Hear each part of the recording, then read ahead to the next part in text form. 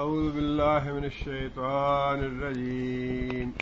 بسم الله الرحمن الرحيم.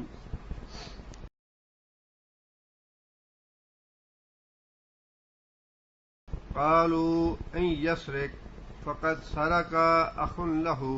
قالوا، اس سے پچھلی آیات میں آپ کو یاد ہوگا کہ یوسف علیہ السلام کی تدبیر سے بنیامین کے سامان میں یا غلے میں پیالہ ڈال دیا گیا، اور اس کے بعد سرکاری عمال نے روک لیا قافلے کو، ان کی تلاشی لینی شروع کی، اور تلاشی لینے کے بعد بنیامین کے غلے سے وہ پیالہ نکال لیا گیا. یہاں تک ہم پڑھ چکے ہیں. پیالہ جب نکالا گیا تو یہ بات واضح ہو گئی کہ بنیامین نے چوری کی ہے. اس سے پہلے بھائی یہ کہہ چکے تھے کہ ہم لوگ چور نہیں ہیں، اور نہ ہی ہم اس ملک میں کوئی بگاڑ پیدا کرنے کے لیے آئے ہیں. اور بھائیوں نے اجتماعی بات کہی تھی، اپنے آپ کو الگ نہیں کیا تھا، بلکہ سب کے سب انہوں نے کہا کہ ہم میں سے کوئی ایک بھی چور نہیں ہے. جب انہوں نے یہ دیکھا کہ بنیامین کے غلے سے پیالہ برآمد ہو گیا تو بھائیوں نے نہ صرف یہ کہ اپنا سوتیلا پن فوراً ظاہر کر دیا، بلکہ بنیامین کے بھائی حضرت یوسف علیہ السلام پر بھی الزام لگا دیا کہ اوہو اس نے چوری کی ہے. اچھا، یہ تو ہمارا سوتیلا بھائی ہے، اور اس کا جو بھائی تھا، اس کا بڑا بھائی، وہ بھی چوری تھا. یہ بات اللہ تعالیٰ نے فرمائی اس آیت میں. قالو، بھائیوں نے کہا، ان یسرق، اگر اس آدمی نے بنیامین نے چوری کی ہے، فقط سرق اخ لہ، فقط پس تحقیق سرق چوری کی، اخ بھائی نے، لہو واسطے اس کے، وہ کی ضمیر یوسف علیہ السلام کے لیے، یعنی اس لڑکے کے بھائی نے. ایک تو اس سے یہ جھوٹی بات کی انہوں نے کہ یوسف علیہ السلام پر الزام لگا دیا. دوسرا یہ کیا کہ اپنے آپ کو پھر پاک باز بنا لیا، اپنے آپ کو الگ کر لیا کہ ہم تو پاک باز ہیں، ہم تو چور نہیں. لیکن یہ اور اس کا بھائی، یہ دونوں چور ہیں.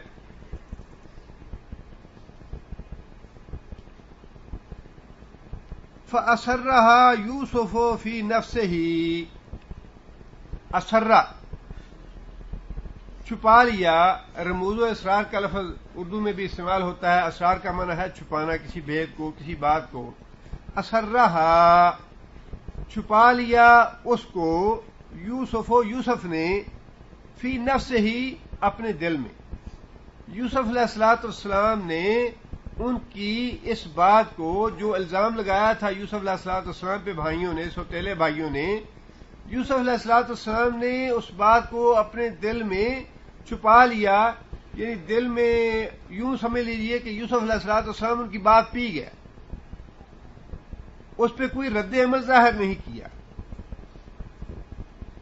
وَلَمْ يُبْدِهَا لَهُمْ، بدا کا معنی ظاہر کرنا. وَلَمْ يُبْدِهَا، اور نہیں ظاہر کیا اس کو. کس کو؟ ان کے معاملے کو یا ان کی بات کو. لہم، واسطے ان کے. اور یوسف علیہ السلام نے معاملے کو ان پہ ظاہر نہیں کیا. یہ بہت بڑا حوصلہ تھا یوسف علیہ السلام کا، اور بہت ہی بڑے صبر کی بات تھی کہ اپنے سامنے الزام سن لیا. اور بنیامین کا جو معاملہ تھا، اس کا بھی علم تھا یوسف علیہ السلام کو کہ وہ کہاں تک چور ہے. اس کی چوری کا معاملہ جو ہے وہ بھی یوسف علیہ السلام کو تو معلوم تھا کہ چور بنیامین نہیں ہے، نہ ہی اس نے چوری کی ہے. اور اس سے آگے ایک قدم بڑھ کے انہوں نے یوسف علیہ السلام پہ بھی الزام لگا دیا چوری کا، اور اس کا بھی یوسف علیہ السلام کو پتا تھا. دونوں باتیں یوسف علیہ السلام نے چھپا دیں اور ان کو ظاہر نہیں کیا کہ میں تمہاری یہ باتیں جانتا ہوں یا میں کون ہوں. قال انتم شر مکانا، یوسف علیہ السلام نے یہ بات اپنے دل میں کہی. شر مکانا، بہت ہی گھٹیا درجے کے لوگ ہو.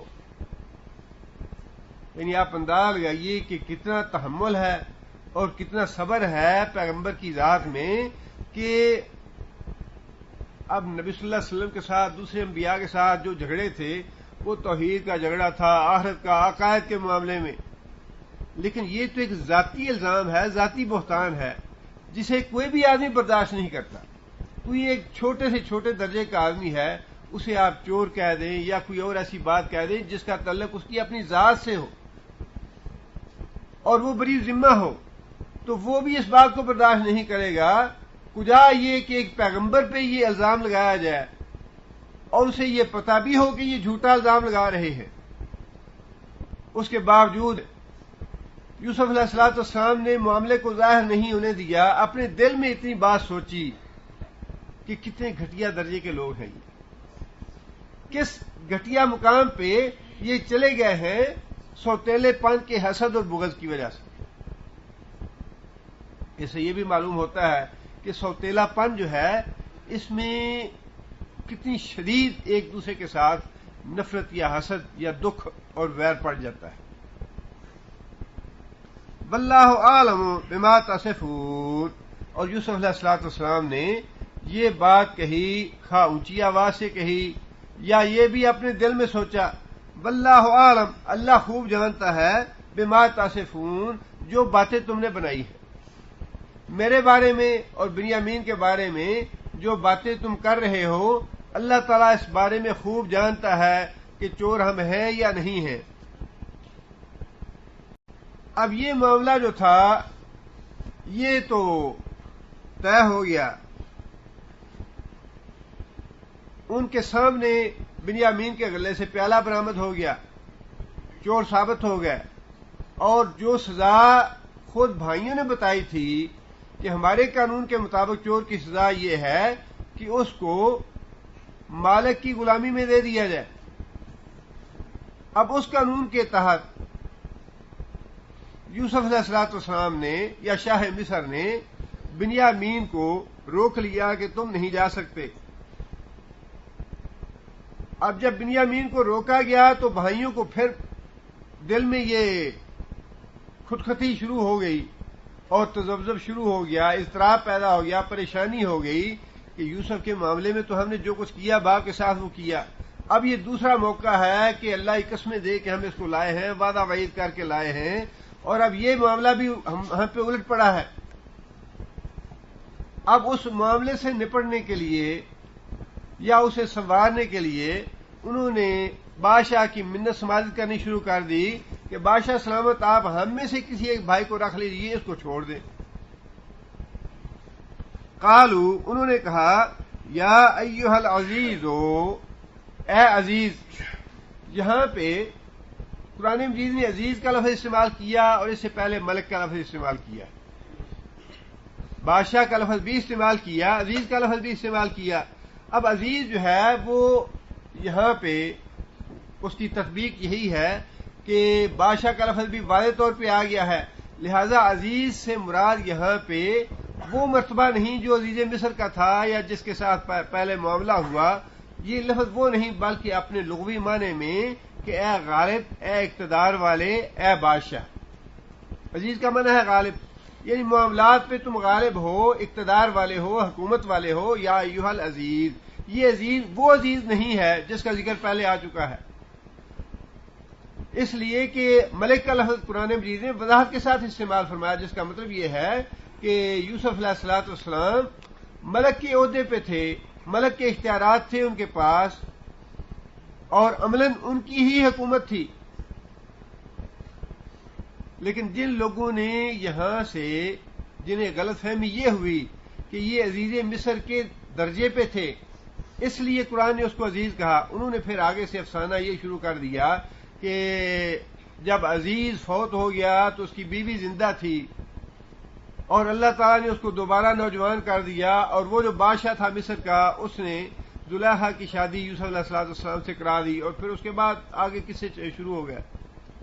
حالانکہ معاملات کو اسرائیلیات سے محفوظ رکھنے کے لیے بہترین طریقہ یہی ہے جو بعض علماء نے اختیار کیا ہے کہ ایسی الفاظ کی تطبیق دی جائے جس میں کسی غلط بات کا شائبہ نہ پڑے یا کوئی غلط بات نہ نکلے. اب آپ اندازہ کیجئے نا کہ عزیز مصر کی جو بیوی تھی بدکار عورت تھی اور اس نے کھلے الفاظ میں بدکاری کی دعوت دی یوسف علیہ السلام کو.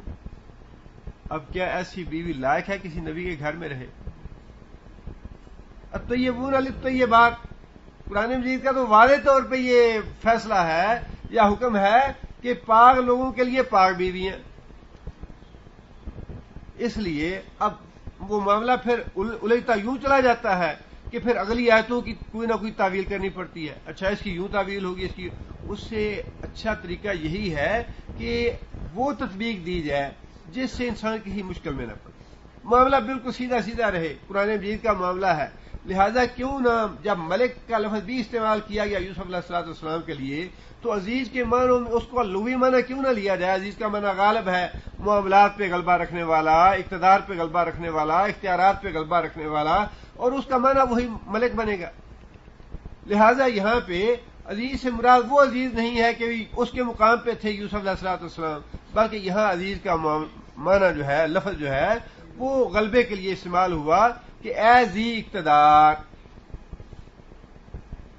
یا ایھا العزیز ان لہو ابن شیخا کبیرا. اب پھر یہاں پہ دیکھیے ان لہو، لنانی کا اپنے آپ کو علیحدہ کر لیا اور ان دونوں پہ الزام لگا کے ان دونوں کو مجرم بنا دیا، خود پاک باز بن گئے. وہ دونوں مجرم ہیں اور خود پاک باز بن گئے. یہاں بھی الگ رکھا ان لہو، واسطے اس کے ابن شیخن کبیرہ، بہت بوڑھا باپ ہے. شیخ ویسے بھی بوڑھے کو کہتے ہیں لیکن آگے کبیرن کا لفظ استعمال کر کے وضاحت یہ کی کہ بہت ہی زیادہ بوڑھا ہے. اس کا باپ بہت بوڑھا ہے. فخذ احدنا مکانہ، فخذ پس روک لو، پکڑ لو، گرفتار کر لو، احدنا ہم میں سے کسی کو، مکانہ اس کی جگہ پہ، اس کی جگہ پہ، ہم میں سے یعنی بنیامین کی جگہ پہ ہم میں سے کسی کو روک لیجئے، ہم میں سے کسی کو گرفتار کر لیجئے. انا نراک من المحسنین، محسن کا معنی احسان کرنے والا، نیکی کرنے والا. ہم آپ کو محسن پاتے ہیں، نیکی کرنے والا پاتے ہیں. لہذا آپ ہم پہ ایک یہ احسان بھی کیجئے کہ آپ یوسف بنیامین کو روکنے کی بجائے ہم میں سے کسی ایک کو گرفتار کر لیں، اس کو سزا دے دیں، بنیامین کو چھوڑ دیں. اس لیے کہ اس کا باپ بہت بوڑھا آدمی ہے. جب وہ سنے گا کہ اس نے چوری کی اور اس جرم میں گرفتار ہو گیا تو بہت زیادہ پریشان ہو جائے گا، زندگی اس کی اجیرن ہو جائے گی. قال معاذ اللہ، جواب میں یوسف علیہ السلام نے یہ بات ارشاد فرمائی کہ اللہ کی پناہ. مطلب یہ کہ ایسا کام کرنے سے میں اللہ کی پناہ مانگتا ہوں کہ جرم تو ایک کرے اور سزا دوسرے کو دی جائے. جو آدمی پکڑا گیا سزا تو اسی کو ملنی چاہیے. لا تذروا وازرۃ وزر اخرى، ایک کا بوجھ دوسرے پہ کیوں ڈالا جائے. معاذ اللہ، یوسف علیہ السلام نے کہا کہ میں اس بات سے اللہ کی پناہ مانگتا ہوں ان ناخذ، یہ کہ ہم پکڑیں، ہم گرفتار کریں، الا سوائے اس کے من وجدنا، جس کو ہم نے پایا، متاعنا عندہ، اپنا سامان اس کے سامان میں. یعنی میں اس بات سے اللہ کی پناہ مانگتا ہوں کہ الزام تو ایک آدمی پہ ہو یا جرم ایک آدمی کرے اور اس کی سزا کسی دوسرے کو دوں.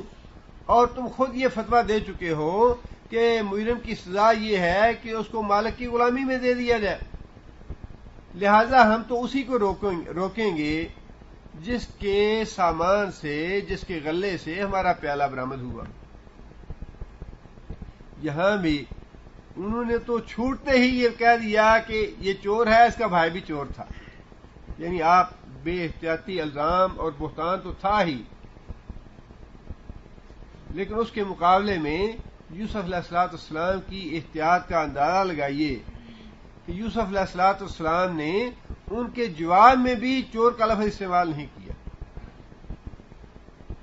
بلکہ یہ کہا کہ جس کے سامان سے ہمارا سامان برآمد ہوا.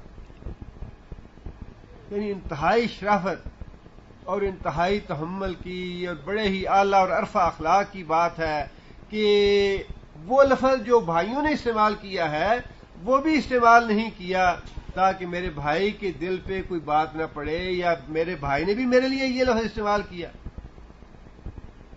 یہ کہا کہ جس کے سامان سے پیالہ برآمد ہوا بس ہم تو اسی کو روکیں گے.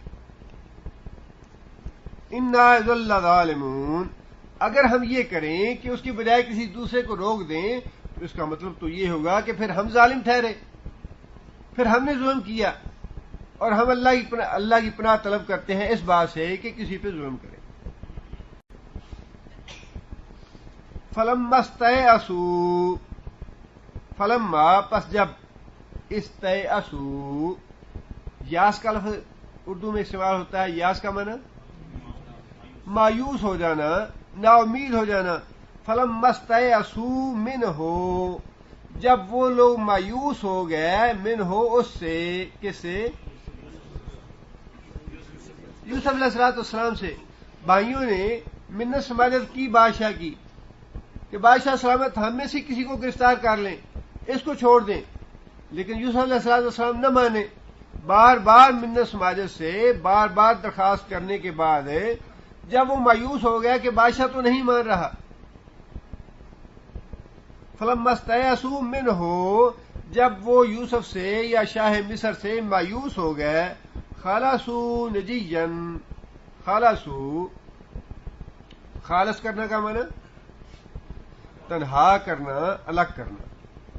اپنے دین کو اللہ کے لیے خالص کرو، مطلب یہ ہے کہ اس میں کسی دوسرے کو ساتھ نہ ملاؤ، آمیزش نہ کرو، صرف ایک اللہ کے لیے اپنے دین کو رکھو، تنہا اپنا دین جو ہے اللہ کے لیے رکھو.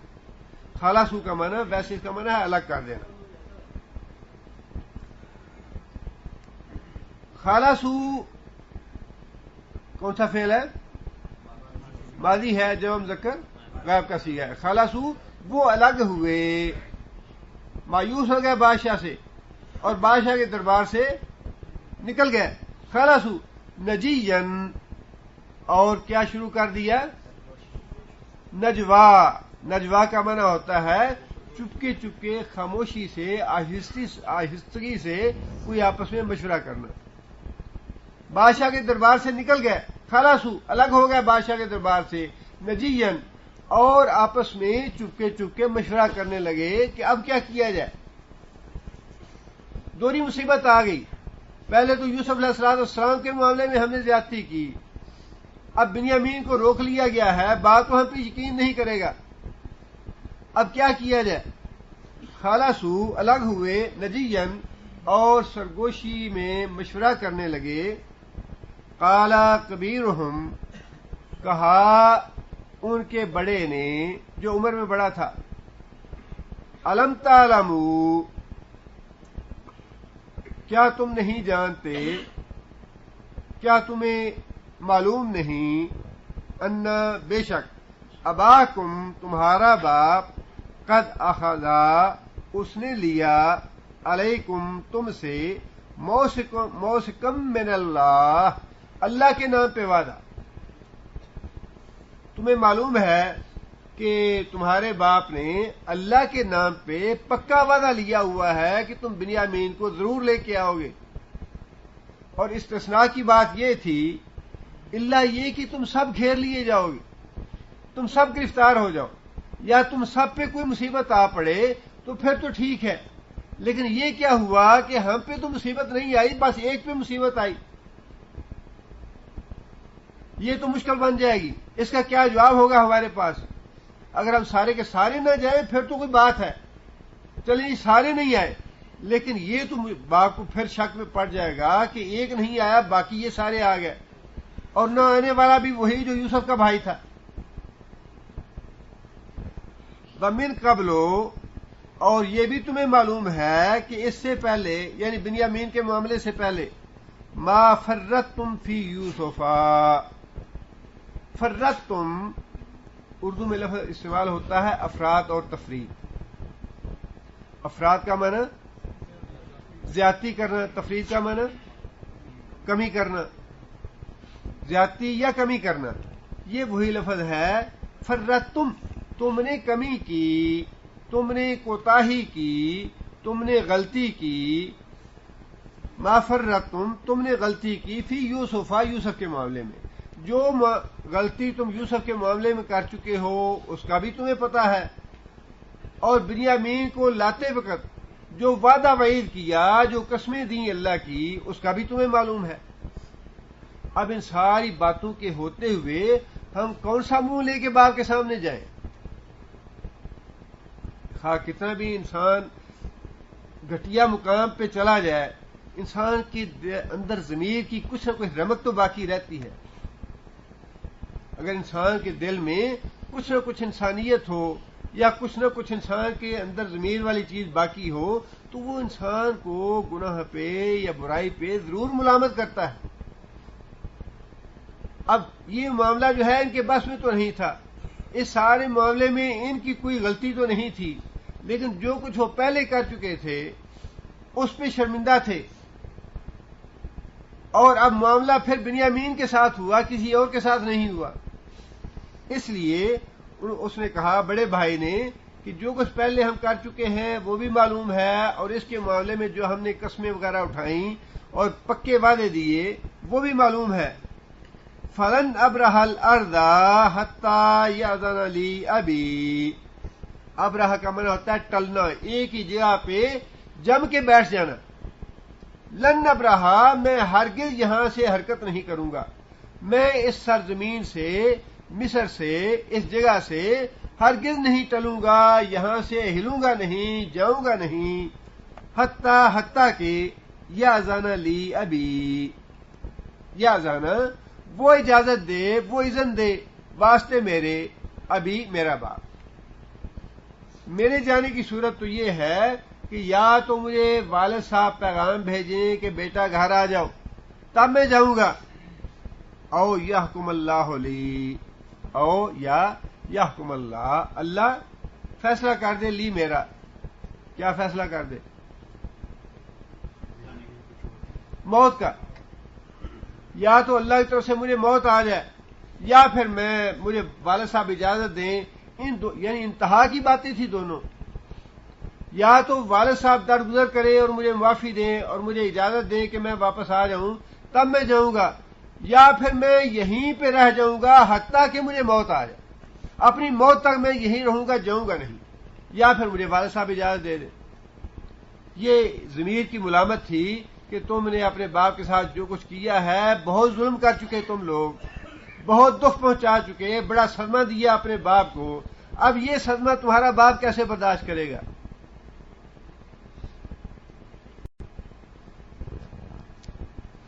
اب وہ بھائی جو تھا وہ واقعی مصر میں رک گیا اور اسے بھائیوں سے کہہ دیا کہ میں تو نہیں جاؤں گا، میرا ضمیر یا میرا مزاج یا میری سوچ جو ہے وہ اس بات کی اجازت نہیں دیتی کہ میں یہ بات اب جا کے اپنے باپ کے سامنے دوبارہ کہوں اور باپ کو صدمہ پہنچاؤں۔ ارجعوا الی ابیکم، اب وہ بڑا بھائی اپنے بھائیوں سے کہتا ہے ارجعوا، پلٹ جاؤ، جاؤ تم لوگ، الی ابیکم، اپنے باپ کے پاس، فقولوا، اور اسے کہو، یا ابانا، اے ہمارے باپ، ان ابنکا، سارا کا۔ اب یہاں بھی دیکھیے کیسا عجیب یعنی سوتیلا پن ہے، یہ نہیں کہا کہ ہمارے بھائی نے چوری کی، یہ کہا ان ابنکا، آپ کے صاحبزادے نے چوری، آپ کا بیٹا مجرم نکلا۔ کتنا شدید مخالفت اور حسد اور دکھ اور بغض ہے سوتیلے پن میں۔ ان ابنکا، سارا کا، آپ کے صاحبزادہ صاحب نے چوری کی ہے۔ وما شہدنا الا بما علمنا، وما شہدنا، اور ہم جو اس بات کی گواہی دے رہے ہیں چوری کی، ما شہدنا، نہیں گواہی دیتے ہم، الا مگر، بما، بسبب اس چیز کے جو علمنا، ہمارے علم میں آئی، یعنی یہ بات ہمارے علم میں ہے کہ ہمارے سامنے اس کے غلہ کی تلاشی لی گئی، ہم نے خود اپنی آنکھوں سے دیکھا کہ اس کے غلہ سے پیالہ برآمد ہوا بادشاہ کا، لہذا ہم تو اپنے واقعی اور یقینی علم کی بنیاد پہ یہ گواہی دے رہے ہیں۔ اگر ہمیں یقینی علم نہ ہوتا، اپنی آنکھوں سے نہ دیکھا ہوتا تو ہم یہ بات کبھی نہ کہتے۔ ہم یہ بات تب کہہ رہے ہیں کہ ہم اپنے علم کی بنیاد پہ ہم دیکھ چکے ہیں اپنی آنکھوں سے کہ اس کے غلہ سے پیالہ برآمد ہوا ہے، لہذا ہم یہ بات کہہ رہے ہیں یا اس بات کی گواہی دیتے ہیں۔ وما شاہدنا، اور نہیں گواہی دیتے ہم، الا مگر بما علمنا، بسبب اس چیز کے جس کو ہم نے جانا، جس کو ہم نے دیکھا اپنی آنکھوں سے۔ وما کننا للغیب حافظین۔ اب پھر اپنی پاک بازی اور بھائی کے اوپر الزام میں اور بھی سختی اور تہمت، وہ یہ وما کننا، اور نہیں تھے ہم، للغیب، غیب میں حافظین، حفاظت کرنے والے۔ اب اس نے چوری چھپے یہ کام کر لیا ہے، ہمارے سامنے کرتا تو ہم اس کو روک دیتے، لیکن اس نے چوری چھپے یہ کام کیا کہ بادشاہ کا پیالہ اپنے غلے میں ڈال لیا۔ اب اس وقت تو ہم اس کو روک نہیں سکتے تھے کہ ہماری آنکھوں کے سامنے نہیں ہوا، لیکن جتنی بات ہماری آنکھوں نے دیکھی اس کی ہم گواہی دیتے ہیں کہ پیالہ واقعی اس کے غلے سے برآمد ہوا ہے، لہذا اس کی گواہی تو ہم دیتے ہیں، لیکن کب اس نے ڈالا، کیسے ڈالا، یہ ہماری آنکھوں کی بات نہیں ہے۔ اس نے غیب میں چھپا کے ہم سے وہ پیالہ ڈال لیا، ورنہ اگر ہماری آنکھوں کے سامنے ڈالتا تو ہم اس کی حفاظت کرتے، ہم اس کو روک دیتے۔ وما کننا للغیب حافظین، اور نہیں تھے ہم حفاظت کرنے والے غیب کی، یعنی چوری چھپے جو کام اس نے کیا اس کا الزام ہم پہ نہیں آنا چاہیے، اس سے ہم اسے روک نہیں سکتے تھے کہ اس نے چوری چھپے ہم سے یہ کام کر لیا۔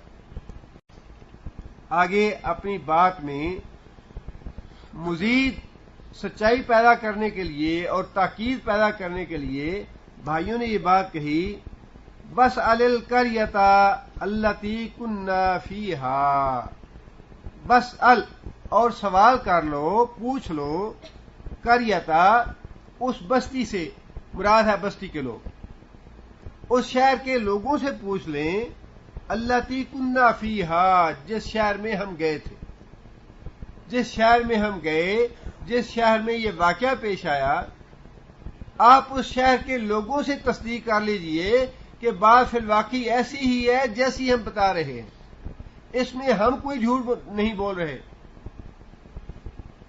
بل عیر التی اقبلنا فیہا، عیر کا معنی اونٹ ہے، لیکن مراد ہے یہاں سے قافلہ، اور آپ پوچھ لیجئے اس قافلے سے، التی، وہ جو، اقبلنا فیہا، ہمارے ساتھ آیا یا ہم اس کے ساتھ آئے، وہ قافلہ جس کے ساتھ ہم مصر سے کنعان آئے ہیں، اس قافلے کے لوگوں سے پوچھ لیجئے کہ وہ قافلہ بھی وہیں پہ تھا، اور اس قافلے نے بھی یہ سارا واقعہ دیکھا، اپنے سامنے دیکھا، اپنے کانوں سے سنا، اپنی آنکھوں سے دیکھا، لہذا اگر آپ کو یقین نہ آئے تو اس شہر کے لوگوں سے پوچھ لیجئے، اور اگر یہ ممکن نہ ہو تو جو قافلہ ہمارے ساتھ آیا ہے، جس قافلے کے ساتھ ہم آئے ہیں مصر سے، وہ قافلہ آپ کے شہر میں آیا ہے کنعان میں، تو اس قافلے کے لوگوں سے پوچھ لیجئے، تصدیق کر لیجئے کہ یہ واقعہ واقعی ایسا ہی ہوا ہے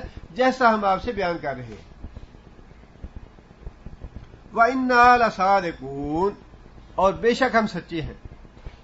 اب بات یہ ہے کہ واقعہ جو انہوں نے اس دفعہ بیان کیا وہ واقعہ سچا تھا، اس دفعہ جو واقعہ انہوں نے بیان کیا وہ واقعہ تو سچا تھا، لیکن وہ اپنا اعتماد کھو چکے تھے، پہلے واقعے کی وجہ سے اپنا اعتماد کھو چکے تھے، اس لیے وہ بار بار تاکید کے طور پہ ثبوت مہیا کر رہے ہیں، یوں بھی کر لیجئے، یوں بھی تصدیق کر لیں، یوں بھی تصدیق کر لیں، اپنے بارے میں بھی یہ کہا کہ ہم سچی بات کر رہے ہیں، لیکن جب ایک دفعہ آدمی اعتماد کھو دے تو اس کا اعتبار ختم ہو جاتا ہے۔ آدمی کا اعتبار ایک دفعہ ختم ہو جائے تو پھر وہ سونے کا بن کے آ جائے، تب بھی لوگ ماننے کے لیے اسے تیار نہیں ہوتے۔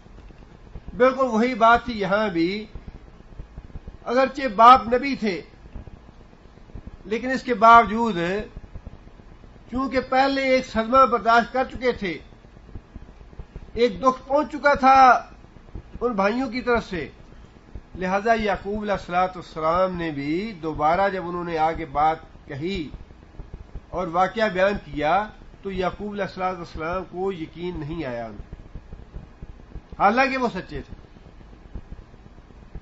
یعقوب علیہ الصلوۃ والسلام نے جواب میں کیا بات کہی؟ قال، یعقوب علیہ الصلوۃ والسلام نے کہا، بلکہ سولت لکم انفسکم امرا، بالکل وہی بات جو یوسف علیہ الصلوۃ والسلام کی داستان کے جواب میں یعقوب علیہ الصلوۃ والسلام نے کہی تھی، بالکل وہی بات یعقوب علیہ الصلوۃ والسلام نے اب بھی کہی، بل سولت لکم، بلکہ آسان کر دیا واسطے تمہارے، انفسکم، تمہاری جانوں نے، امرن، ایک بہت بڑی بات کو۔ اب تم نے بہت بڑا جرم کیا ہے اور اس بہت بڑے جرم کو آ کے الٹ پلٹ کر کے، ہیرا پھیری کر کے میرے سامنے پھر تم بیان کر رہے ہو۔ تمہارے دلوں نے، تمہاری جانوں نے، تمہارے نفس نے تمہارے لیے یہ جھوٹ موٹ گھڑنا تمہارے لیے بڑا آسان بنا دیا ہے۔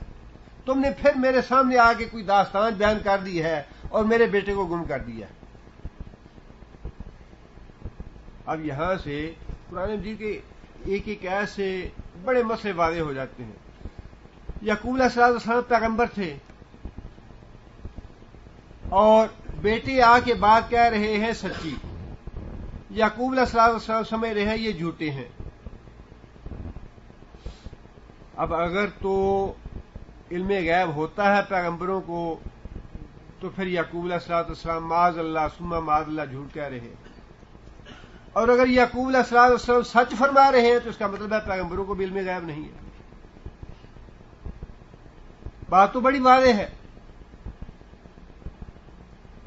ایسے مسائل میں خواہ خواہ جھگڑے پیدا کرنے، خواہ خواہ لڑائیاں اور مناظرے اور فتوے، فائدہ کچھ بھی نہیں ہے۔ بات بڑی سیدھی سیدھی ہے، قرآن مجید کو پڑھیں، سارے مسائل پوچھنے کی ضرورت نہیں ہے، فلاں مولوی یہ کہتا ہے، فلاں یہ کہتا ہے، فلاں یہ کہتا ہے، مولویوں سے پوچھنے کی ضرورت ہی کیا ہے۔ اب تو اللہ کے فضل و کرم سے قرآن مجید کو پڑھنا، دین کو سمجھنا، دین کو سیکھنا اتنا آسان کر دیا ہے علماء نے، اتنا آسان کر دیا ہے کہ کسی آدمی کے پاس کوئی بہانہ یا حجت باقی نہیں ہے۔ قیامت کے دن کوئی آدمی یہ نہیں کہہ سکے گا کہ یا اللہ مجھے دین کو سمجھنے میں مشکل پیش آ رہی تھی۔ مشکل کچھ نہیں ہے، ہمارے اپنے نفس کے بہانے ہیں، نفس کی حجتیں ہیں، یا اپنی کاہلی ہے، اپنی بد نصیبی ہے، یا اپنی غفلت۔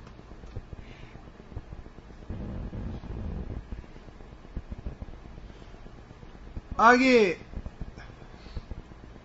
یعقوب علیہ السلام نے کہا فصبر جمیل، صبر جمیل صفت اور موصوف ہے کہ میں صبر کروں گا، بڑا اچھا صبر کروں گا، بہترین صبر۔ تم نے جو بات کہی ہے یہ بات اسی طرح جھوٹی ہے جس طرح یوسف علیہ السلام نے جھوٹی کے بارے میں تم نے جھوٹی بات بنائی تھی، اور اس کے جواب میں فصبر جمیل، یعنی یہ بھی آپ دیکھیے کہ کتنا بڑا حوصلہ ہے اور کتنے تحمل کی بات ہے۔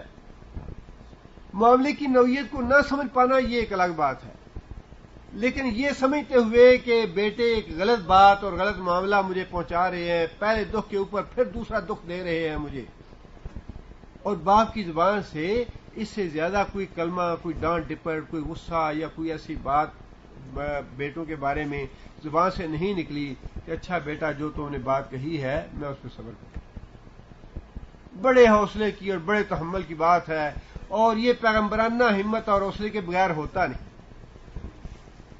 خواہ باپ ہی کیوں نہ ہو۔ اور اس سے یہ بھی پتہ چلتا ہے کہ اگر فی الواقعی اپنی اولاد کی صحیح تربیت مطلوب ہو، صحیح تربیت کرنی ہو اولاد کی، تو اس کے لیے کتنے تحمل اور حوصلے کی ضرورت ہے۔ گھر سے نکال سکتے تھے، ڈانٹ ڈپٹ کر سکتے تھے، اور بہت کچھ کہہ سکتے تھے کہ تم نے مجھے پہلے صدمہ دیا ہے، پہلے دکھ دیا ہے، تمہیں شرم نہیں آئی، تم نے یہ کیا وہ کیا، کچھ بھی نہیں کہا، صرف ایک لفظ کہا صبر جمیل، کہ تم نے پھر مجھے دکھ دیا ہے، پہلے دکھ کے اوپر دکھ دیا ہے، میں جیسے پہلے صبر کر چکا ہوں اس سے بھی اچھا صبر کر کے دکھاؤں گا۔ اور صبر یہی ہے کہ جس وقت انسان کو صدمہ پہنچے اس وقت انسان صبر کرے. صبر کا معنی یہ ہے کہ انسان کی زبان سے اللہ تعالیٰ کے بارے میں کوئی گلے شکوے کی بات نہ نکلے. اللہ تعالیٰ کے بارے میں گلے شکوے کی بات نہ نکلے. اور اس کا اندازہ آپ یہاں سے لگا سکتے ہیں. چھوٹی چھوٹی باتیں ہوتی ہیں لیکن ان سے انسان کو سبق حاصل کرنا چاہیے. مولانا اشرف علی تھانوی کے بارے میں بتایا جاتا ہے کہ ان کے پاس آ کے کسی آدمی نے اپنی دکھ اور مصائب کا ذکر کیا. یہ تکلیف ہے, یہ مصیبت ہے, یہ پریشانی ہے. مولانا اشرف علی تھانوی رحمۃ اللہ علیہ نے اس کو ڈانٹ ڈپٹ کے اٹھا دیا. کہنے لگے کہ تم نے مجھے ہی اللہ کا دشمن سمجھا ہے کہ میرے سامنے آ کے اللہ کی شکایتیں کر رہے ہو. اللہ کی شکایتیں کرنی ہے کسی اور کے سامنے جایا کرو, مجھے ہی تمہیں دشمن سمجھتے ہو اللہ کا. اللہ کے بارے میں جزا فضا کرنا اور بے صبری کا مظاہرہ کرنا, شکوے شکایتیں کرنی, اس کا مطلب یہ ہے کہ انسان کو اللہ کی تقدیر پہ ایمان نہیں ہے اور انسان کا وہ شکوہ در حقیقت اللہ کے بارے میں شکایت ہے. اللہ کا شکوہ ہے وہ. اسی لیے نبی صلی اللہ علیہ وسلم نے فرمایا کہ وہ آدمی بڑا سعادت مند ہے جو تقدیر پہ ایمان رکھے, سکون کی, چین کی اور سکھ کی زندگی بسر کرے گا وہ آدمی جو تقدیر پہ ایمان رکھتا ہے. اور جو تقدیر پہ ایمان نہیں رکھتا بڑا بد نصیب آدمی ہے. ہر وقت کٹتا رہتا ہے, ہر وقت اپنے آپ کو کھاتا رہتا ہے کہ یوں کیوں نہ ہوا, ایسے کیوں نہ ہو گیا, ایسے ہونا چاہیے تھا, ایسے ہونا چاہیے تھا, مجھے یہ کیوں نہ ملا, مجھے وہ سے میرے ساتھ اس نے زیادتی کی, فلاں نے زیادتی کی, میرے ساتھ ماں باپ نے یوں کیا, فلاں نے یوں کیا, فلاں نے یوں کیا. بڑا بد نصیب ہے وہ آدمی جس کا تقدیر پہ ایمان نہیں. نبی صلی اللہ علیہ وسلم قبرستان سے گزرے تو ایک عورت قبر پہ بیٹھی رو رہی تھی اپنی کسی عزیز کی میت پہ یا اس کے غم میں.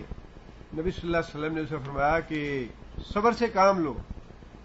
اب اس عورت کی زبان سے اسے یہ پتا نہیں تھا کہ کہنے والا کون ہے.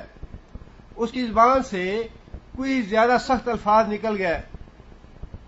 تمہیں کیا پتا, تمہارا جیسے عورتوں کی عادت ہوتی ہے, تمہارا مرتا تمہیں پتا چلتا ہے کیا صبر ہوتا ہے یا کس طرح تلقین کی جاتی ہے. نبی صلی اللہ علیہ وسلم خاموشی سے گزر گیا وہاں سے. بعد میں اس عورت کو کسی نے بتایا کہ یہ تو محمد صلی اللہ علیہ وسلم تھے, اللہ کے رسول تھے. وہ عورت, اس کو اپنی غلطی کا احساس ہوا, بھاگی بھاگی پیچھے آئی نبی صلی اللہ علیہ وسلم کے, یا رسول اللہ میں اب صبر کرتی ہوں. فرمایا نہیں, صبر تو نام ہے صدمے کے پہلے مرحلے میں خاموشی کا. جب انسان پہ کوئی صدمہ آتا ہے, جب کوئی دکھ پڑتا ہے انسان پہ, اس وقت انسان اپنی زبان کو روکے تو وہ صبر ہے. انسان جب باتیں کر کے, جزا فضا کر کے, گلا شکوہ کر کے خاموشی اختیار کرے تو وہ صبر نہیں. جب انسان اپنی زبان سے سب کچھ کہہ ڈالے تو پھر تو آخر اس کے بعد صبر کرنا ہی کرنا ہے, اس کے علاوہ چارہ کار کیا ہے. اور پھر ایک حدیث کے الفاظ بھی ایسے ہیں, من بسا لم یصبر, جس نے اپنی پریشانی کو پھیلا دیا, لوگوں تک, لوگوں سے جا کے باتیں کی, مجھے یہ تکلیف ہے, مجھے یہ پریشانی ہے, مجھے یہ دکھ پہنچا ہے, یہ ہے وہ ہے, ایسی باتیں کی. من بسا, جسے پھیلا دیا اپنی تکلیف کو, اسے صبر نہیں کیا. فرمایا کہ میں صبر کروں گا, اچھا صبر کروں گا. اصل اللہ ان یاتینی بہم جمیعا, اصل اللہ بعید نہیں کہ اللہ تعالی یاتینی لے آئے میرے پاس, بہم جمیعا ان سب کو اکٹھا. کن سب کو؟ اب تین ہو گیا نا, یوسف علیہ الصلوۃ والسلام بھی, بنیامین بھی, اور بڑا بھائی جو وہاں رک گیا.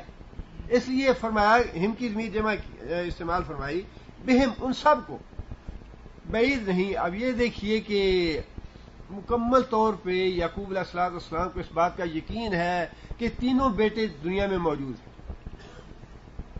یوسف علیہ الصلوۃ والسلام بھی موجود ہیں, بنیامین بھی موجود ہے, جو تیسرا بھائی رک گیا ہے شرم کی وجہ سے, ندامت کی وجہ سے, یا میرا دکھ اور صدمہ نہ دیکھنا اس کے لیے ممکن نہیں تھا, وہ بھی رک گیا ہے شرم و حیا کی وجہ سے.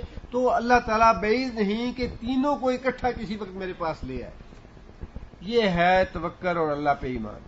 بظاہر اسباب کچھ بھی نہیں ہے، مایوسی ہے، دکھ اور صدمے کی کیفیت ہے، لیکن اس کے باوجود اللہ کی ذات پہ یقین اور ایمان اتنا ہے کہ یعقوب علیہ الصلوۃ والسلام نے یہ سارا قصہ سننے کے بعد یہ بات ارشاد فرمائی کہ ممکن ہے کہ اللہ تعالیٰ ان سب کو میرے پاس لے آئے اور مجھ سے ملا دیں. انہ هو العلیم الحکیم، بے شک وہ معاملات کو جاننے والا ہے، حکمت والا ہے. وتولی عنہم، وتولی عنہم، تولی کا معنی وہ پلٹ گیا، منہ موڑ لیا. یہاں منہ موڑنے سے مراد کیا ہے؟ سوال جواب نہیں کیے، بحث نہیں کی. مقدمہ سامنے آ گیا، واقعہ سامنے آ گیا، اس پہ ایک نہیں 20 سوال کیے جا سکتے تھے کہ بیٹا یہ کیوں ہوا، یہ کیوں ہوا، یہ کیسے ہوا، ایسے کیسے ہوا، اور تم نے پہلے جو کیا وہ تمہیں پتا نہیں ہے. یوسف کا معاملہ کیا ہوا، وہ تم نے ایسے کیا تھا، وہ غلط تھا. 120 سوال تھے یعقوب علیہ السلام کے پاس، اور بہت بحث کر سکتے تھے اس معاملے پہ. لیکن اللہ فرماتے ہیں وتولی عنہم، باپ نے سرے سے کوئی بات ہی نہیں کی.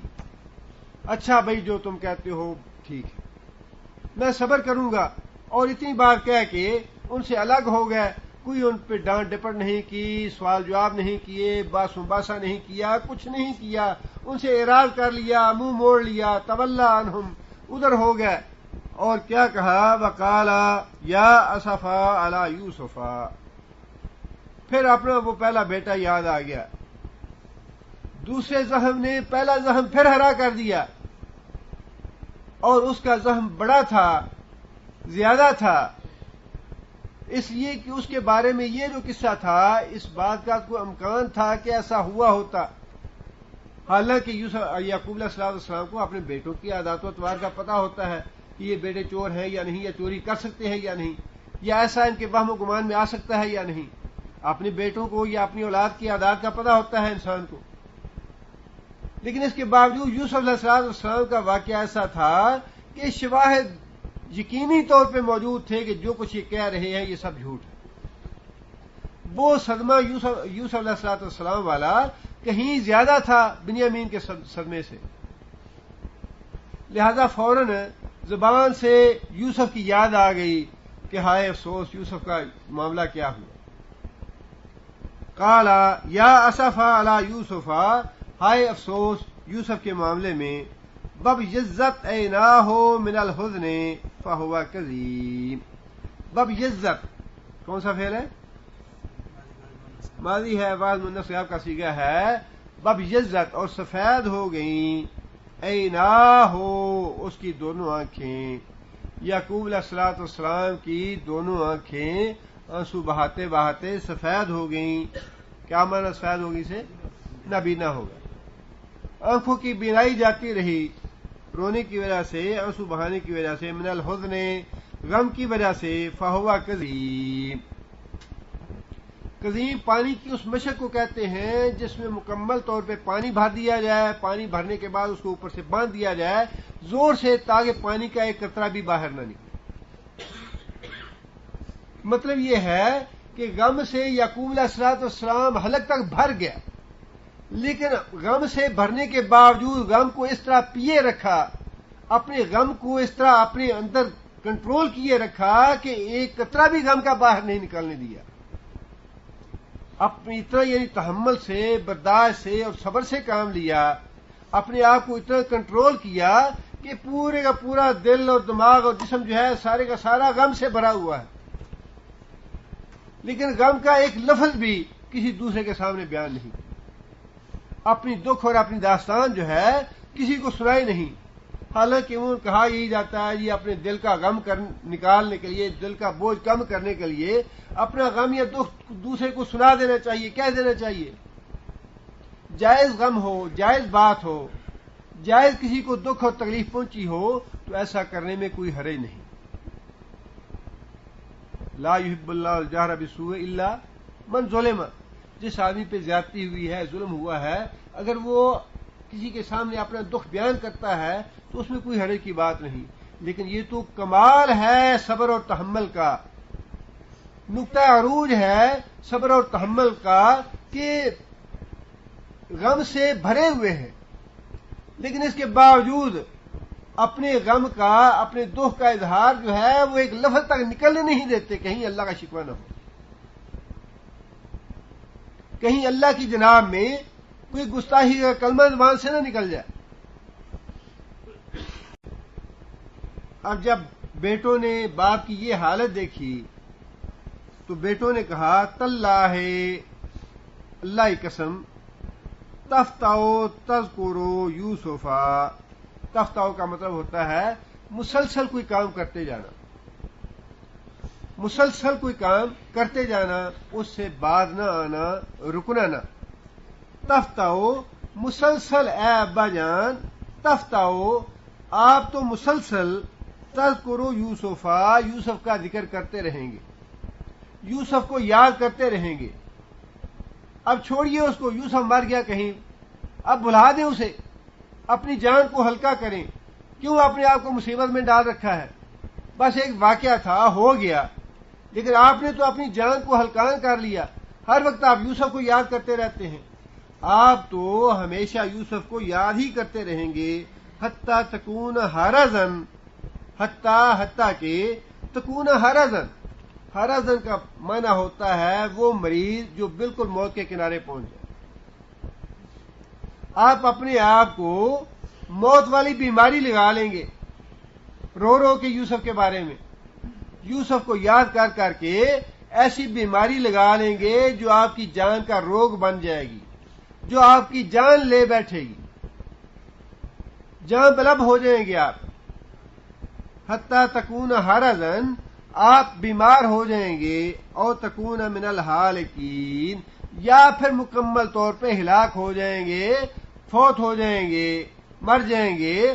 آپ نے تو یہ بات ایسے دل پہ لگا لی ہے کہ آپ کی یہ جان لے کے بیٹھے گی، یہ جان لے جائے گی، جان لے جائے گا یہ صدمہ۔ اب آپ انداز گئے کہ ایک طرف باپ کا معاملہ کیسا ہے اور اولاد کا معاملہ کیسا ہے۔ اللہ تعالیٰ نے عجیب و غریب یہ تعلق رکھا ہوتا ہے، اولاد کو اپنے باپ کا یا والدین کی قربانیوں کا، والدین کے اظہار کا اس وقت تک احساس نہیں ہوتا جب تک اولاد خود باپ نہیں بن جاتی، جب تک اولاد خود باپ نہیں بن جاتی اس وقت تک اولاد کو اپنے والدین کی قربانیوں کا اور اظہار کا اندازہ نہیں ہوتا۔ ایک طرف تو باپ ہے جو صدمے پہ صدمہ برداشت کر رہا ہے اور درگزر کر رہا ہے، اولاد سے کچھ بھی نہیں کہتا، گلہ شکوہ نہیں کرتا، اور دوسری طرف اولاد ہے جو والد صاحب کو ڈانٹ ٹپٹ کر رہی ہے، تانے دے رہی ہے کہ ابا جان چھوڑو بھی اس بات کو، مر جاؤ گے اس کے پیچھے، یوسف کے پیچھے، یا اپنے آپ کی جان کو روگ لگا لو گے، چھوڑتے کیوں نہیں یوسف کا ذکر؟ ہر وقت یوسف کو یاد کرتے رہتے ہو، ہر وقت یوسف کو یاد کرتے رہتے ہو۔ آپ اندازہ کیجئے کہ انداز کیسا ہے، اولاد کیسی ہوتی ہے۔ اللہ کے پیغمبر کی اولاد ہے، لیکن سوتیلے پن نے کہاں پہنچا دیا۔ باپ کا جو طرز عمل ہے وہ کیسا ہے، اظہار اور قربانی، تحمل، صبر، برداشت، اور درگزر کا معاملہ اولاد سے، اور اولاد جو ہے وہ صدمے پہ صدمے پہنچانے کے باوجود اسے احساس نہیں ہو رہا کہ باپ کے دل پہ کیا گزر رہی ہو۔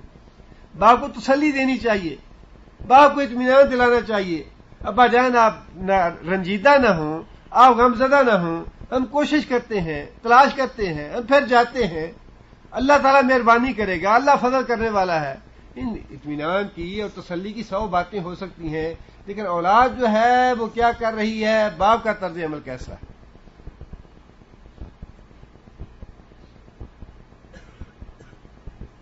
وہی اس سے پہلے بھی میں نے ایک دفعہ آپ کو افسانہ ہے، حقیقت نہیں ہے، باپ اور والدین اور اولاد کے معاملے میں، کہ بچہ جوان ہوا اور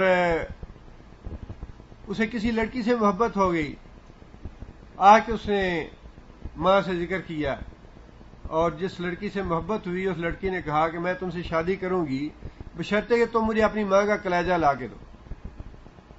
وہ لڑکا ماں کے پاس جاتا ہے کہ ماں مجھے فلاں لڑکی سے بڑی محبت ہے، میں اسے شادی کرنا چاہتی ہوں، لیکن اس کی شرط یہ ہے کہ کلیجہ نکال۔ ماں نے کہا بیٹا اگر تمہاری خوشی یہ ہے تو میرا کلیجہ نکال لو۔ بیٹے نے ماں کا کلیجہ نکالا، کلیجہ نکال کے بڑی خوشی سے بھاگا بھاگا اس لڑکی کے پاس جانا چاہا جس نے شادی کا وعدہ کیا تھا۔ بھاگتے بھاگتے لڑکے کو ٹھوکر لگی، لڑکا گر گیا اور اس کلیجے سے آواز آئی کہ بیٹا چوٹ تو نہیں لگی۔ ہے تو افسانہ، لیکن حقیقت یہی ہے کہ اولاد کو ماں باپ کا احساس نہیں ہوتا الا من شاء اللہ، الا یہ کہ اولاد فی الواقعی بڑی کوئی عقل مند ہو، بڑی اللہ کی مہربانی ہو، بڑا اللہ کا احسان ہو اولاد پہ، اور وہ والدین کا احساس کرے۔ لیکن والدین جو ہیں وہ تو ایثار کا مجسمہ ہوتے ہیں، ساری زندگی والدین اپنا پیٹ کاٹ کے اپنی اولاد کی تعلیم اور تربیت اور ان کے فرائض جو ہیں وہ پورے کرتے رہتے ہیں کہ اچھا بھائی ہم اپنے فرائض جو ہیں وہ تو پورے کر دیں، باقی اولاد سے لینا دینا جو ہے وہ تو نصیب کا یا قسمت کا ہوتا ہے۔ وہی معاملہ یہاں بھی ہے کہ باپ جو ہے وہ مسلسل درگزر کر رہا ہے، تحمل سے اور صبر سے کام لے رہا ہے، اور اولاد کا معاملہ مسلسل باپ کو صدمے پہنچانے کا۔ قال انما اشکو بثی وحزنی الی اللہ۔ قال یقول صلی اللہ علیہ وسلم نے کہا انما بے شک اشکو، کون سا فعل ہے؟ مضارع ہے، واحد مکلم کا صیغہ ہے۔ اشکو میں شکوہ کرتا ہوں،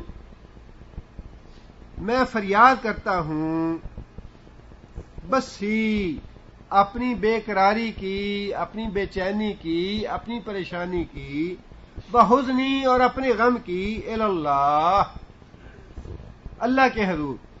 میں اپنا غم، اپنی پریشانی، اپنا دکھ، اپنا صدمہ اس کے بارے میں تم سے کوئی بات پرس نہیں کرتا، تمہیں کوئی بلیم نہیں دیتا، تمہیں کوئی الزام نہیں دیتا، تم سے کوئی گلہ شکوہ نہیں ہے۔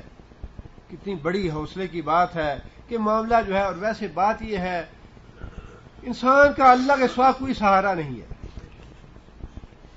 تعلقات اور رشتہ داریاں واقعی بڑی ہیں، لیکن کبھی کبھی زندگی میں اللہ تعالیٰ کوئی نہ کوئی موقع ہر انسان پہ ایسا لے آتے ہیں کہ انسان یہ محسوس کرتا ہے کہ دنیا کے سارے رشتے عارضی، رشتہ صرف ایک باقی رہنے والا اور پکا رشتہ وہ صرف ایک ہے، اللہ کی ذات۔ کتنے زندگی میں لمحات ایسے آتے ہیں کہ انسان اپنے باپ سے بات کرنا جو ہے وہ بھی اس میں حجاب محسوس کرتا ہے، اچھا جی میں باپ کے ساتھ بات کروں یا نہ کروں۔ بہت سے معاملات ایسے ہوتے ہیں انسان سوچتا رہتا ہے اچھا جی بیوی سے یہ بات کروں یا نہ کروں۔ کتنے معاملات ہوتے ہیں انسان اپنے بچوں سے بات نہیں کرنا چاہتا، نہیں جی نہیں بچوں سے کیا بات کرنی، بھائیوں سے انسان بات نہیں کرنا چاہتا، لیکن اللہ کی ذات ایسی ہے انما اشکو بثی وحزنی الی اللہ۔ دنیا کی کوئی بات ایسی نہیں ہے یا کوئی غم ایسا نہیں ہے یا کوئی دکھ ایسا نہیں ہے جس سے انسان کو منع کیا گیا ہو کہ تم اللہ سے نہ کرنا۔ تمہارے دل کا جو دکھ ہے، جو رنج ہے، جو صدمہ ہے، جو بات ہے، اللہ سے بلا روک ٹوک کر سکتے ہو، ہر وقت کر سکتے ہو، جب چاہتے ہو کر سکتے ہو، جب چاہو کر سکتے ہو۔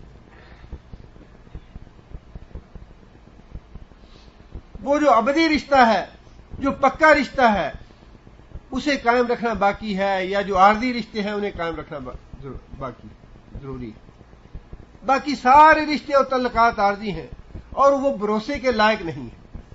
بعض اوقات آپ نے بڑے پورے اعتماد ساتھیوں سے باتیں کرتے ہیں، وہ باتیں آگے کر دیتے ہیں، آپ کہتے ہیں بھئی آگے بات نہ کرنا، بات نکل جاتی ہے۔ اللہ سے جتنے بھی راز کی باتیں کرنا چاہیں کر لیں، جتنے بھی دکھ اور غم کی باتیں کرنا چاہیں کر لیں، نہ وہ بات کہیں جائے گی، نہ کوئی سنے گا، اللہ اس کا جواب بھی دیتے ہیں، اللہ تعالیٰ اس پہ رحمت بھی فرماتے ہیں، فضل بھی کرتے ہیں، دکھ اور غم دور بھی کرتے ہیں، سب کچھ ہوتا ہے۔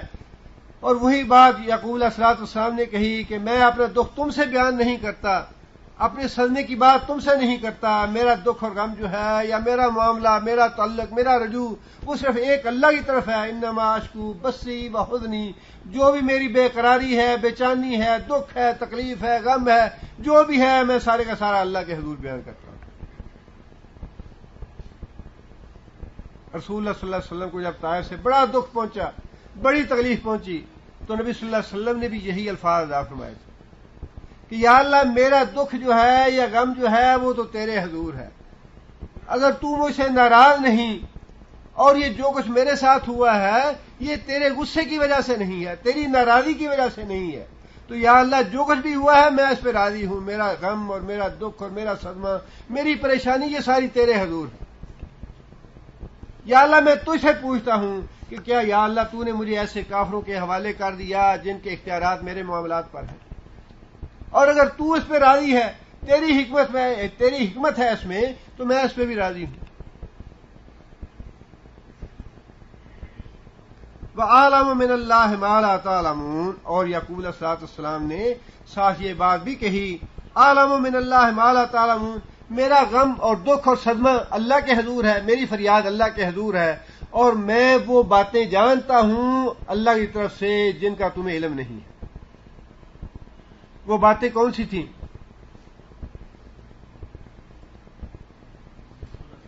وہی یوسف علیہ الصلوۃ والسلام کا خواب جس سے یعقوب علیہ الصلوۃ والسلام نے بیٹے کو منع کر دیا کہ بیٹا یہ بھائیوں کے سامنے نہ بیان کرنا۔ وہ خواب اس بات کا واضح ثبوت تھا کہ یوسف علیہ الصلوۃ والسلام نے بھی، بنیامین نے بھی اور سارے لوگوں نے بھی ملنا ہے آپس میں، اور وہ خواب پورا ہونا ہے یوسف علیہ الصلوۃ والسلام کا۔ چاند اور ستارے جو ہیں وہ سورج، چاند، ستارے یوسف علیہ الصلوۃ والسلام کے آگے جھکیں گے بھی، اور وہ وقت نہیں آیا، لیکن یہ بات ہو کے رہے گی، وہ خواب پورا ہو کے رہے گا۔ اس لیے فرمایا کہ میرا دکھ اور صدمہ تو اللہ کے حضور ہے، لیکن میں اللہ کی طرف سے وہ باتیں جانتا ہوں جو تمہارے علم میں نہیں ہیں، کہ تم نے جو بھی کیا یہ سارا جھوٹ کیا تم نے، اور جو کچھ تم مجھ سے بیان کر رہے ہو یہ درست نہیں ہے۔ آگے پھر یعقوب علیہ الصلوۃ والسلام نے اپنے بیٹوں کو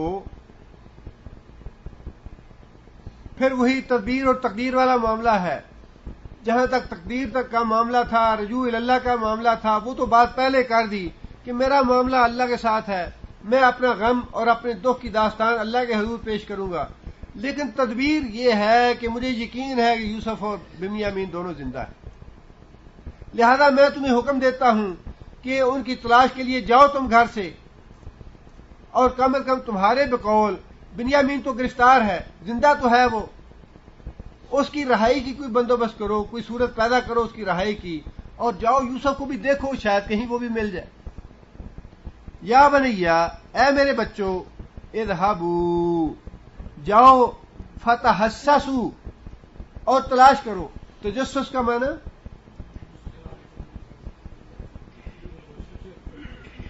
کسی چیز کی ٹو لگانا، کسی بات کی، کسی معاملے کی ٹو لگانا۔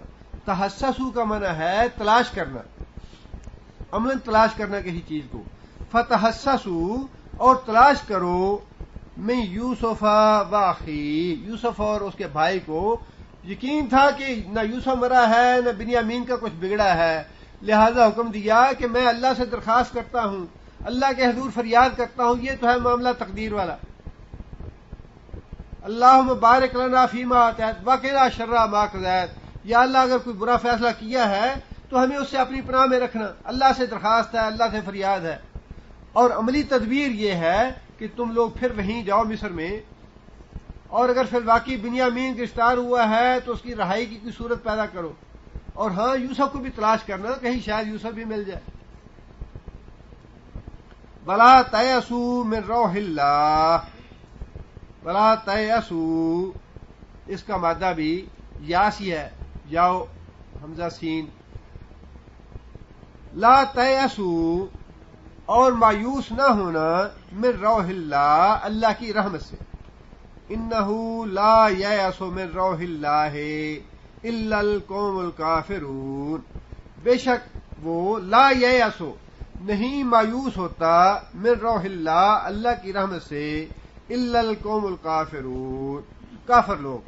اللہ کی رحمت سے تو صرف کافر لوگ مایوس ہوتے ہیں، مسلمانوں کو اللہ کی رحمت سے مایوس نہیں ہونا چاہیے۔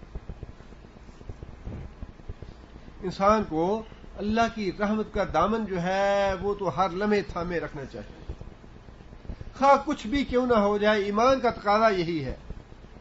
اور نبی صلی اللہ علیہ وسلم نے فرمایا کہ مرتے وقت اللہ کی رحمت کا احساس جو ہے وہ غالب رہنا چاہیے کہ اللہ تعالیٰ انشاءاللہ ضرور رحمت فرمائے گا. اللہ کا خوف اور اللہ کی رحمت دونوں مطلوب ہیں، لیکن فرمایا کہ مرتے وقت مومن پہ اللہ کی رحمت غالب رہنی چاہیے. اور ویسے بھی انسان دیکھے تو سچی بات یہ ہے کہ مسلمانوں پہ اللہ کی اتنی رحمتیں ہیں، اللہ کی اتنی رحمتیں ہیں کہ اس کا شکر ادا کرنا تو دور کی بات ہے، ہم اس کا احساس تک نہیں کر سکتے. مسلمان گھرانوں میں پیدا کر دینا اللہ تعالیٰ کا اتنا فضل اور اتنا اللہ کی رحمت ہے یہ کہ انسان اس کا شکر ادا نہیں کر سکتا. مسلمان ملکوں میں پیدا کرنا اور پھر اس سے بھی کہیں زیادہ بڑھ کے بات یہ کہ اس ملک میں لے آنا، اس کے اسباب پیدا کر دینے، یہ اللہ کی بڑی رحمت ہے. جسا نے بن مانگے اتنی رحمتیں دی ہیں، اس اللہ کی رحمت سے کیوں نہ توقع رکھے انسان مرتے وقت بھی کہ اللہ انشاءاللہ معاف کرے گا. مرتے وقت بھی اس اللہ کی رحمت واقعی غالب رہنی چاہیے کہ جس اللہ نے بن مانگے ہمیں اتنا کچھ دیا ہے، اتنا فضل کیا ہے ہم پہ، اتنی رحمتیں کی ہیں ہم پہ، اللہ تعالیٰ انشاءاللہ مرنے کے بعد بھی ہم پہ رحمتیں نازل فرمائیں گے. انسان کو اللہ کی رحمت کا دامن جو ہے وہ کبھی بھی چھوڑنا نہیں چاہیے. لا تقنطوا من رحمت اللہ، اللہ کی رحمت سے کبھی مایوس نہیں ہونا چاہیے. نہ مایوس خود ہونا چاہیے، نہ کسی دوسرے کو مایوس کرنا چاہیے.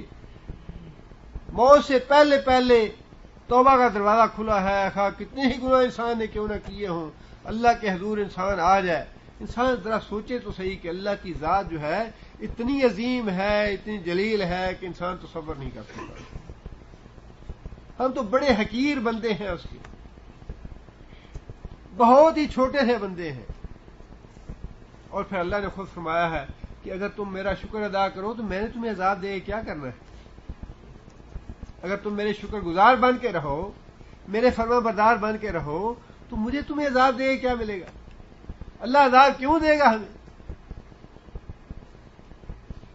فرمایا کہ اللہ کی رحمت سے صرف کافر ہی مایوس ہوتے ہیں. اب بھائی جو تھے یا بیٹے اپنے والد کے حکم پہ مصر چلے گئے، مصر جاتے ہیں تو وہاں سب سے پہلا کام تو یہی تھا کہ جو ان کا سب سے بڑا محسن تھا مصر میں، اور جس کے پاس معلوم تھا کہ بنیامین گرفتار ہے، وہیں سب سے پہلے جانا تھا. بادشاہ کے دربار میں حاضر ہوئے بھائی. فلما دخلوا علیہ، پس جب وہ داخل ہوئے، حاضر ہوئے شاہ مصر کے پاس، یعنی یوسف علیہ السلام کے پاس. قالوا، تو انہوں نے کہا، یا ایھا العزیز، اے عزیز مصر، مسنا واہلنا الضر، مسنا واہلنا الضر، ہمیں اور ہمارے اہل و عیال پہ مصیبت آ گئی. انی مسانی الضر وانت ارحم الراحمین. ضر کا معنی یہاں پہ بیماری، یا ایوب علیہ السلام کی دعا ہے، انی مسانی الضر، یا اللہ مجھے بیماری آئی ہے، وانت ارحم الراحمین، اور تو رحم فرمانے والا ہے. مسنا واہلنا الضر، یہ جسمانی بھی ہے اور معاشی بھی ہے. ضر کا جو معنی مفہوم ہے اس میں دونوں تکلیفیں ہیں، جسمانی تکلیف بھی ہے اور معاشی تکلیف بھی ہے. قحط بہت پڑ گیا، شدید ہو گیا قحط، کھانے کو گھر میں کوئی چیز نہیں، بیماری آ گئی ہے، برے دن ہیں. مسنا واہلنا، ہمارے اوپر اور ہمارے اہل و عیال کے اوپر بڑے برے دن آ گئے. آپ اندازہ لگائیے. اللہ اکبر. دو کردار ہیں، دونوں کردار اپنا اپنا انجام اس دنیا میں ہی دیکھ لیتے ہیں. ایک کردار ہے یوسف علیہ السلام کا، ایک کردار ہے سوتیلے بھائیوں کا. سوتیلے بھائیوں کو معلوم نہیں، لیکن آ کے رونا کس کے آگے رو رہے ہیں؟ اپنی بیماری کا، اپنے دکھ کا، اپنی تکلیف کا، کہ اے عزیز مصر، تو بڑا نیک آدمی ہے، تو بڑا مہربان آدمی ہے، اور ہم بڑی مصیبت میں ہیں. قحط پڑا ہوا ہے، بیماریاں ہیں گھر میں، ہمارے اوپر بھی مصیبت ہے، ہمارے اہل و عیال پہ بھی مصیبت آ گئی، فاقہ کشی کے دن ہے، اب ہمارے اوپر آپ مہربانی کیجیے. حسد کا، بغض کا، دشمنی کا انجام کیا ہوا؟ تکلیفیں، مصیبتیں، پریشانیاں، فاقہ، دکھ اور رنج۔ اور دوسرا کردار ہے یوسف علیہ السلام کا۔ یوسف علیہ السلام نے تقوی سے کام لیا، صبر سے کام لیا، تحمل سے کام لیا، سارے دکھ اور تکلیفیں اور ان کی باتیں اور ان کے الزام برداشت کرتے رہے، اور اس صبر کا، تحمل کا، برداشت کا نتیجہ کیا نکلا کہ اللہ تعالیٰ نے عزت بھی دی، وقار بھی دیا، حکومت تک پہنچا دیا، جو کہ بھائیوں کے وہم و گمان میں بھی نہ تھا۔ اور یہ معاملہ اللہ تعالیٰ کا ہر ایک کے ساتھ ہے۔ آگے یہی باتیں اللہ تعالیٰ ارشاد فرما رہے ہیں۔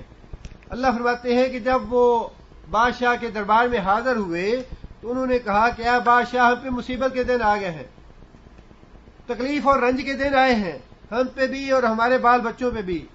بجینا بذات مزجات، ہم لائے ہیں، بذا کہتے ہیں سامان تجارت کو، یعنی کچھ سامان حاصل کرنے کے لیے، غلہ حاصل کرنے کے لیے ہم کچھ پونجی لائے ہیں۔ مزجات، مزجات کہتے ہیں کھوٹے سکے کو۔ کھوٹے سکے سے مراد یہ ہے کہ بڑی تھوڑی سی پونجی ہے، ہمیں غلہ تو چاہیے 4-5 اونٹ، لیکن ہمارے پاس جو پیسے ہیں وہ تو 1 اونٹ کے بھی پورے نہیں ہیں، بہت تھوڑا سا پیسہ ہے ہمارے پاس، بڑے دکھ میں ہیں، بڑی تکلیف میں ہیں، بڑی مصیبت میں ہیں، بڑے رنج میں ہیں، فاقہ کشی کے دن ہیں، بچے بیمار ہو گئے، کھانے کو کچھ مل نہیں رہا، بادشاہ تو بڑا مہربان ہے، ہمارے لیے خریدنے کو کچھ ہے نہیں، اب مہربانی کا تو ہمیں غلہ دے دے۔ بجینا ببذات مزجات فاوفی لنا الکیل، ہمیں بھرپور پیمانہ دے، مطلب یہ ہے کہ غلہ ہمیں اتنا دے دیجئے، عنایت کر دیجئے جتنا ہمارے گھر کی ضرورت ہے۔ 14-15 آدمی ہیں گھر کے، اور ہمارے پاس اتنا پیسہ نہیں کہ غلہ خرید سکیں، مصیبتوں اور تکلیفوں کے دن آ گیا، بیماریوں کے دن ہیں، فاقہ کشی ہے، اب یہ تھوڑی سی پونجی یا تھوڑی سی جو ہم پیسے لائے ہیں یہ قبول کر لیں اور غلہ ہمیں اتنا دیں جتنی ہمیں ضرورت ہے۔ اوفی لنا الکیل وتصدق علینا، بس کچھ خیرات کر دیں۔ آپ انداز گئے کہ وہ بھائی بڑا تنتنا تھا، بڑا تکبر تھا، بڑا غرور تھا، ہم جتھا ہے، ہم قوت ہیں، ہم طاقت ہیں، اور باپ تو گمراہ ہو گیا، باپ کی عقل کہیں چلی گئی، باپ کو سمجھ نہیں آ رہی، ہمارے مقابلے میں 1 اور 2 بھائی ہیں، انہیں پسند کرتا ہے، ان سے محبت کرتا ہے، ہم سے نہیں کرتا۔ کہاں گیا وہ تنتنا، کہاں گئی وہ قوت، کہاں گیا وہ جتھا؟ سبق ہے اس میں بڑا ہمارے لیے۔ یہ طاقت اور جتھا اور قوت اور پیسہ اور نوکری شوکری یہ کسی کام نہیں آتے۔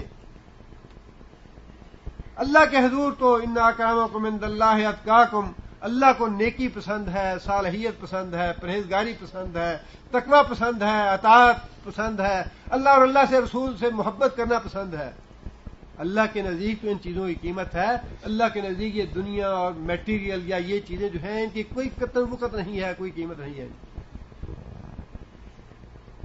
وہی بھائی جو ہیں آج درخواست کر رہے ہیں، ہاتھ جوڑ کے مانگ رہے ہیں، تصدق علینا، کہ بادشاہ سلامت ہمیں کچھ خیرات دے دیجئے، منگتے بن کے، بکاری بن کے، سوالی بن کے آ رہے ہیں۔